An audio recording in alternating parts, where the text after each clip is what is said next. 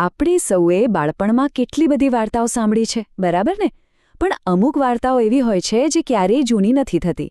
ચતુર શિયાળ અને બીમાર સિંહ એવી જ એક વાર્તા છે. આ ફક્ત એક વાર્તા નથી, પણ એનો પાઠ જીવનભર કામ આવે એવો છે. ચાલો, આ સાવ સાદી લાગતી વાર્તામાંથી આપણે વિવેચનાત્મક વિચારસરણી વિશે શું શીખી શકીએ છીએ એ જોઈએ. આખી વાર્તા એક જ સવાલની આસપાસ ફરે છે: તાકાત મોટી કે બુદ્ધિ? શું શારીરિક તાકાત પર બુદ્ધિની તાકાત ખરેખર ભારે પડી શકે છે? આ સવાલ આખી વાર્તાના મૂળમાં છે. અને એનો જવાબ, એ આપણને ઘણું બધું શીખવી શકે છે. તો ચાલો વાર્તા શરૂ કરીએ. અને વાર્તાની શરૂઆત થાય છે જંગલના રાજા સિંહથી. પણ અહીંયા રાજા પોતે જ એક મોટી મુશ્કેલીમાં છે. જરા વિચારો તો, જંગલનો રાજા, જે સૌથી તાકાતવર પ્રાણી ગણાય, એ હવે એટલો ઘરડો અને નબળો થઈ ગયો છે કે શિકાર પણ નથી કરી શકતો. એની સૌથી મોટી દુશ્મન બની ગઈ છે ભૂખ, અને આ જ લાચારી એને એક ખતરનાક પ્લાન બનાવવા પર મજબૂર કરી દે છે. જ્યારે તાકાત કામ ન આવે ત્યારે શું કામ આવે? બુદ્ધિ.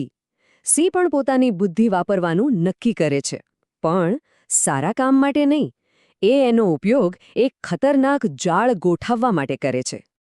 અને એનો પ્લાન જોવો, કેટલું સિમ્પલ પણ ઘાતક છે. ફક્ત 3 સ્ટેપ્સ. પહેલું, આખા જંગલમાં એવી અફવા ફેલાવી દો કે હું બહુ જ બીમાર છું.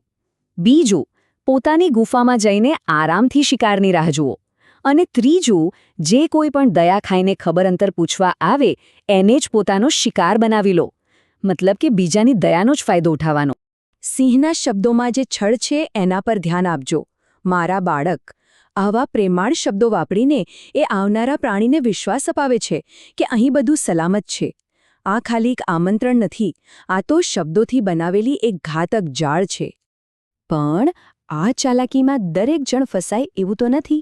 હવે એન્ટ્રી થાય છે વાર્તાના અસલી હીરોની, એક ચતુર શિયાળ. ચાલો જોઈએ કે એની બુદ્ધિ સિંહની તાકાત અને ક્રૂરતાનો સામનો કઈ રીતે કરે છે. શિયાળ વિશે 2 વાતો ખાસ કહેવામાં આવી છે. એક, એ સાવધ હતું, અને બીજું, એ બુદ્ધિશાળી હતું. અને આ ખાલી શબ્દો નથી, આ જ એના હથિયાર છે. જ્યાં બીજા પ્રાણીઓને ફક્ત એક બીમાર સિંહ દેખાયો, ત્યાં આ શિયાળે આખી પરિસ્થિતિને એક અલગ જ નજરથી જોઈ. શિયાળ જે રીતે વાત કરે છે એ જુઓ. મહારાજ કહીને માન તો આપે છે, પણ દૂર ઊભું રહીને. એ સીધું ગુફામાં નથી ઘૂસી જતું. એનું પહેલું કામ રિએક્ટ કરવાનું નહીં, પણ માહિતી ભેગી કરવાનું છે. અને આ જ છે આખી વાર્તાનો ટર્નિંગ પોઈન્ટ. કંઈ પણ કરતા પહેલા શિયાળ આસપાસ બારીકાઈથી જુએ છે, અવલોકન કરે છે, કોઈ ઉતાવળ નહીં. અને બસ આ જ એક ક્ષણ છે જ્યાં બુદ્ધિ સિંહની જાળ પર ભારે પડવાની શરૂઆત કરે છે. તો શિયાળે શું જોયું? પુરાવા એની આંખ સામે જમીન પર જ હતા. એણે ફક્ત એ ન જોયું કે શું છે, એટલે કે ગુફામાં અંદર જતા પગલાં, પણ એણે એ પણ જોયું કે શું નથી, એટલે કે ગુફામાંથી બહાર આવતા એક પણ પગલાં નથી. આને કહેવાય અવલોકન, સાચું ઓબ્ઝર્વેશન. અને બસ આ એક જ વાક્યમાં શિયાળે સિંહના આખા પ્લાનનો ભંડો ફોડી નાખ્યો. એણે કોઈ આરોપ નથી લગાવ્યો, કોઈ ઝઘડો નથી કર્યો, ફક્ત તર્ક અને પુરાવાના આધારે પોતાનો જીવ બચાવ્યો. સિમ્પલ ફેક્ટ્સ રજૂ કર્યા, બસ. સારું, તો શિયાળ તો બચી ગયું, પણ આપણા માટે આ વાર્તાનો અર્થ શું છે? આમાંથી શું શીખવાનું છે? ચાલો એને જરા ઊંડાણમાં સમજીએ. આ વાર્તા આપણને ડહાપણ વિશે શીખવે છે. ડહાપણ એટલે શું? એટલે કે કોઈ પણ પગલો ભરતા પહેલા એના પરિણામો વિશે વિચારવું. શિયાળે લાગણીમાં આવીને કે ઉતાવળમાં કોઈ નિર્ણય ન લીધો. એણે પરિસ્થિતિને સમજી, પુરાવા જોયા અને પછી જ શાંતિથી નિર્ણય લીધો. આખી વાતનો સાર અહીં જ છે. શિયાળે એક સાવ સામાન્ય દેખાતી વસ્તુ, એટલે કે પગલાંના નિશાન, ને એક જીવન બચાવતી માહિતીમાં ફેરવી નાખે. જુઓ, પગલાં એ ડેટા છે. એમાંથી માહિતી મળી કે પ્રાણીઓ અંદર જાય છે, અને એ માહિતીમાંથી બુદ્ધિએ કામ કર્યું કે અરે, કોઈ પાછું તો આવતું જ નથી, મતલબ કે આ એક જાળ છે. શિયાળે માત્ર જોયું નહીં, એણે સમજ્યું. તો આમાંથી આપણે શું શીખી શકીએ?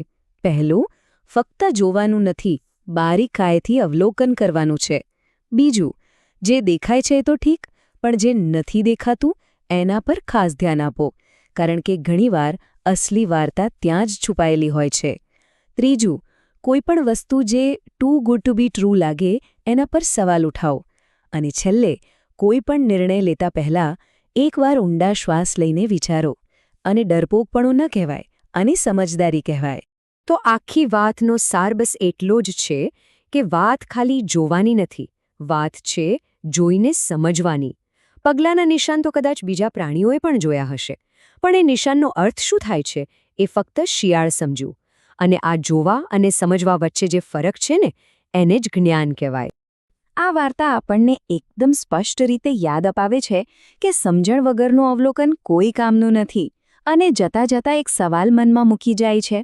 જે બીજા પ્રાણીઓ સિંહની ગુફામાં ગયા એ કદાચ બહાદુર હશે, પણ એમની એ બહાદુરી જ એમના મોતનું કારણ બની.